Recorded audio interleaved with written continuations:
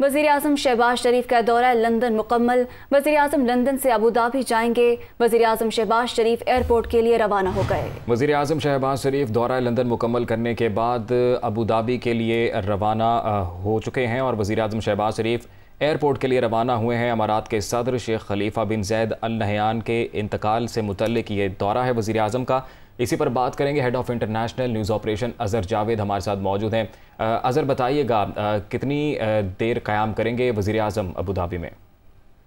जी बिल्कुल, वज़ीर-ए-आज़म शहबाज शरीफ अब से कुछ देर कबल अपनी रिहाइश का अजवर रोड के से रवाना हुए हैं और उनको बरतानवी हुकूमत के खुसूसी प्रोटोकॉल में यहाँ से रवाना किया गया और उनको सरबराह ममलिकत का प्रोटोकॉल दिया गया। उनके साथ खुसूसी मोटरसाइकिल स्क्वाड जो बरतानवी वज़ीर-ए-आज़म के साथ चलता है वो भी मौजूद था।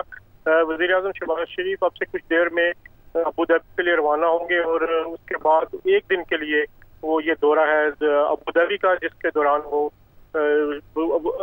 सरबराह ममलिकत से जो यूएई के उनके इंतकाल पर नए सदर से जो है ताज़ियत करेंगे और उसके बाद वो पाकिस्तान कल ही रात को पाकिस्तान वापस पहुंच जाएंगे। तो एक रोज़ा दौरा है। वज़ीर-ए-आज़म शहबाज शरीफ ने लंदन में तकरीबन 3 दिन क़याम किया और जिसके दौरान मुस्लिम लीग नून के आला सतह इजलास में शिरकत की और ये इजलास 3 दिन जारी रहा।